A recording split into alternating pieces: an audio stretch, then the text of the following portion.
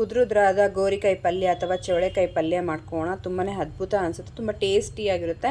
ಒಂದ್ಸಲ ಈ ರೀತಿ ನೀವು ಮಾಡ್ಕೊಂಡು ತಿಂದರೆ ಪ್ರತಿ ಸಲನೂ ಇದೇ ರೀತಿ ಮಾಡ್ಕೊಂಡು ತಿಂದರೆ ಅಂದರೆ ಸ್ವಲ್ಪನೂ ಕಹಿ ಬರಲ್ಲ, ಅಂಟು ಬರಲ್ಲ, ಏನೂ ಇಲ್ಲ. ತುಂಬ ಚೆನ್ನಾಗಿರುತ್ತೆ.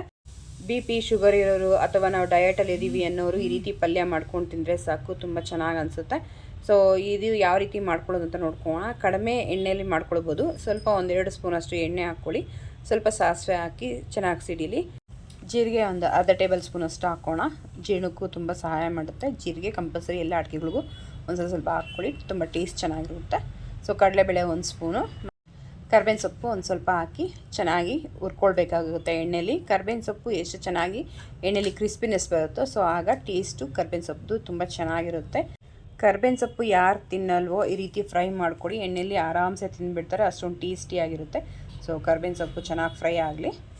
ಸೊ ಈಗ ನಾವು ಬೆಳ್ಳುಳ್ಳಿ ಹಾಕ್ಕೋಣ. ಬೆಳ್ಳುಳ್ಳಿ ಒಂದು 4-5 ಎಸಳು ಈ ರೀತಿ ಜಜ್ಕೊಂಡು ಹಾಕೋದ್ರಿಂದ ಆ ಫ್ಲೇವರ್ ಅನ್ನೋದು ಎಣ್ಣೆಗೆ ಬಿಡಬೇಕು. ಸೊ ಜಜ್ಕೊಂಡು ಹಾಕ್ಕೊಂಡ್ರೆ ಫ್ಲೇವರ್ ಚೆನ್ನಾಗಿ ಬಿಟ್ಕೊಳ್ಳುತ್ತೆ. ಸೊ ಆವಾಗ ಸಾಂಬಾರು ಅಥವಾ ಯಾವುದೇ ಅಡುಗೆ ಆಗಲಿ ತುಂಬ ಟೇಸ್ಟಾಗಿ ಬೆಳ್ಳುಳ್ಳಿ ಫ್ಲೇವರಲ್ಲಿ ಫುಲ್ಲಾಗಿ ಇರುತ್ತೆ. ಸೊ ಪಲ್ಯ ತುಂಬ ಚೆನ್ನಾಗಿರುತ್ತೆ, ಬೆಳ್ಳುಳ್ಳಿ ಫ್ಲೇವರ್ ತುಂಬ ಹರಡ್ಕೊಂಡಿರುತ್ತೆ.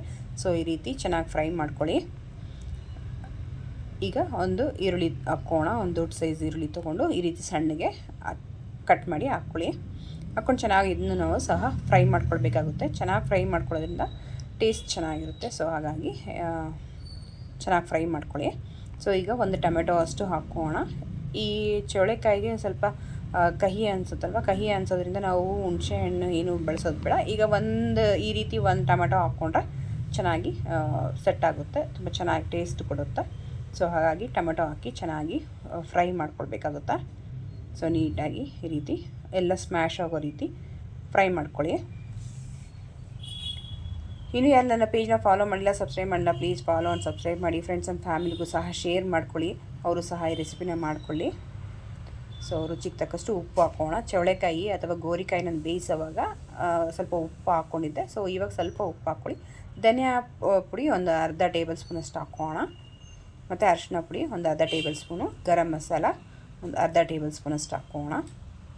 ಸೊ ಆವಾಗ ಟೇಸ್ಟ್ ಚೆನ್ನಾಗಿ ಕೊಡುತ್ತೆ ಗರಂ ಮಸಾಲ ಹಾಕೋದ್ರಿಂದ.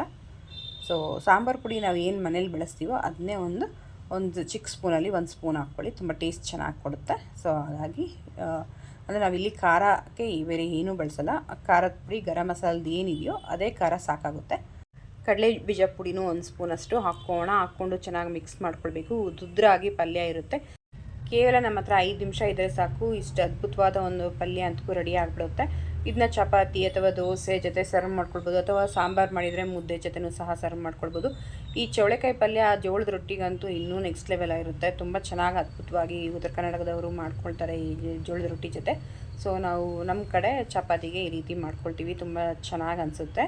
ಸೊ ಉದುರಾಗಿ ಸೂಪರಾಗಿರುತ್ತೆ. ಸೊ ಹಾಗೆ ಶುಗರು BP ಅಥವಾ ಡಯಟ್ ಮಾಡೋರು ಈ ರೀತಿ ಪಲ್ಯ 1 ಕಪ್ ತಿನ್ನೋದ್ರಿಂದ ಆರೋಗ್ಯಕ್ಕೂ ಸಹ ಒಳ್ಳೆಯದು. ಡಯಟ್ ಮಾಡೋರಿಗಂತೂ ಸಣ್ಣ ಆಗ್ತಾರೆ, ಅಷ್ಟೊಂದು ಬೆನಿಫಿಟ್ ಇರೋ ಅಂಥ ಒಂದು ಅದ್ಭುತವಾದ ಒಂದು ತರಕಾರಿ ಅಂತಲೇ ಹೇಳ್ಬೋದು ಇದನ್ನು. ಸೊ ಈಗ ಸರ್ವ್ ಮಾಡ್ಕೋಣ. ಈ ರೆಸಿಪಿ ನಿಮ್ಗೆ ಇಷ್ಟ ಆಗಿದೆ ಅಂತ ತಿಳ್ಕೊಳ್ತಾ ಇದ್ದೀನಿ. ಇದು ಸೇವ್ ಮಾಡಿ ಇಟ್ಕೊಳ್ಳಿ. ತುಂಬ ಕ್ವಿಕ್ಕಾಗಿ ಒಂದು 5 ನಿಮಿಷದಲ್ಲಿ ನಾವು ಈ ರೆಸಿಪಿನ ನೋಡಿ ಮಾಡ್ಕೊಂಬಿಡ್ಬೋದು. ಹಲವಾರು ಜನ ಮಾಡ್ಕೊಳ್ಬೋದು. ಇದು ಮೈಲ್ಡಾಗಿರುತ್ತೆ, ತುಂಬ ಚೆನ್ನಾಗಿರುತ್ತೆ. ಒಂದು ಸಲ ಈ ರೀತಿ ಟ್ರೈ ಮಾಡಿ ನಿಮ್ಮನ್ನು ನೀವೇ ಕಳೆದೋಗ್ಬಿಡ್ತೀರಾ. ಈ ರೆಸಿಪಿ ಇಷ್ಟ ಆಗಿದೆ ಅಂತ ತಿಳ್ಕೊಳ್ತಾ ಹೊಸ ರೆಸಿಪಿ ಒಂದು ಮತ್ತೆ ಸಿಗೋಣ. ಅಲ್ಲಿ ತನಕ ಟೇಕ್ ಕೇರ್, ಬೈ. ನಿಮ್ಮ ದಿನ ಶುಭವಾಗಿರಲಿ.